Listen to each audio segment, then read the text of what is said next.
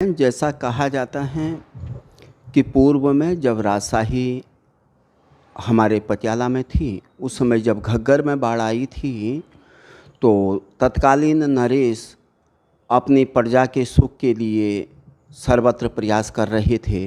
तो अरना और बरना पेड़ के नीचे एक महापुरुष जो बैठ के अपनी भजन बंदगी कर रहे थे, उनके पास भी पहुँचे तो उनसे विनती की कि बाबा जी, आप समाज के लिए भी कुछ विचार रखते हैं, समाज के भले की भी कुछ सोचते हैं। बोले क्या हो गया?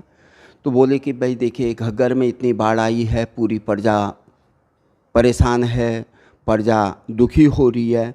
तो कहते हैं कि वो महापुरुषों ने जो अरना और बरना पेड़ के नीचे बैठ के अपना ध्यानमग्न थे, अपने एक जटा तोड़ के तत्कालीन राजा को दे दी। बोले जहाँ तेरे को घग्गर रोकनी होगी वहाँ पर इसको लगा देना।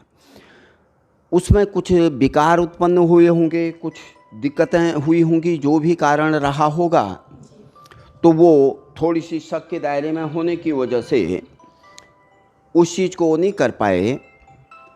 फिर घग्गर में कहीं पर जाके उसको लगा दिया, जहाँ पर वो जटा लगी। कहते हैं कि उसके बाद घग्गर आगे नहीं बढ़ी। बाद में शुक्रिया अदा करने के लिए जब महापुरुषों के पास तत्कालीन राजा गए, तो महापुरुषों ने कहा कि भाई राजा, जो आपने शक किया, उस शक का फल ये होगा, उस शक का जो निदान आपको करना पड़ेगा, वो हर तीसरे वर्ष घग्गर को चुंदरी ते नथ चढ़ानी पड़ेगी। तो ऐसा किंवदंती इस स्थान के प्रति है। और बाकी यहाँ पर अनेकानेक महापुरुषों की समाधियाँ हैं, अनेकानेक महापुरुषों ने अपनी तपस्या की है। तो ये इसका इतिहास है। जे कहा जाए तो कि उस तो बाद इस मंदिर की जो स्थापना की गई जी। तो बाबा जी, जिमें कि मंदिर की जिमें श्रद्धालु आते हैं किसी आस नाल, है ना, इस मंदिर की जो मान्यता है वो की है? देखिए, कहा यह जाता है जो महावीर जी यहाँ पर हैं, वो महापुरुषों की तपस्या से प्रत्यक्ष जागृत हुए, जिसमें पहला नाम सभापति सोहनगिरी जी महाराज जी का रहा। ऐसा भी कहा जाता है कि जब 1986 में महाराज श्री ने शरीर छोड़ा, तो 16 दिन तक जो संन्यास परंपरा के तहत सोची के क्रियाकलाप होते हैं, 16 दिन तक पूरा पटियाला बंद रहा था।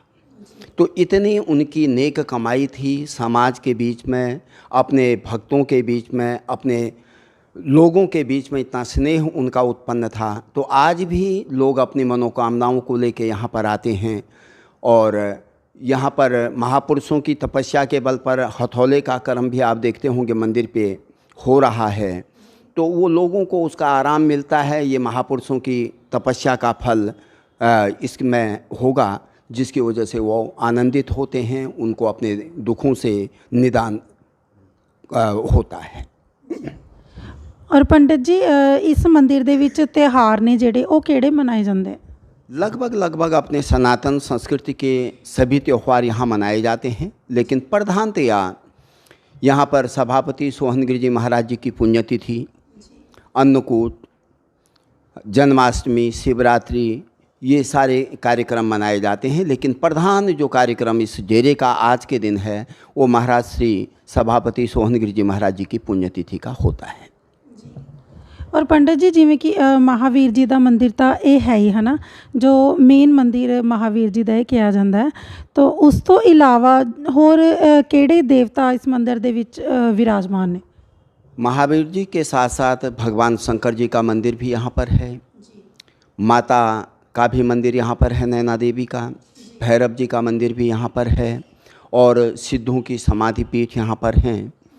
ये यहाँ का इतिहास। और की कहना चाहोगे इस मंदिर बारे तुसी? मैं बस यही आप लोगों से निवेदन करूँगा, आप लोगों के भूमि में, आप लोगों के शहर में, आप लोगों के क्षेत्र में इस तरीके के जो भी पीठ हैं, इस तरीके की जो भी साधना स्थली हैं, उनका दर्शन मेला होवे, लोग उसमें बढ़ चढ़ कर अपनी रुचि के अनुसार अपनी संस्कृति, अपनी सभ्यता और अपनी संस्कारों को प्रज्वलित करने का उपक्रम करें, यही मैं कह पाऊँगा।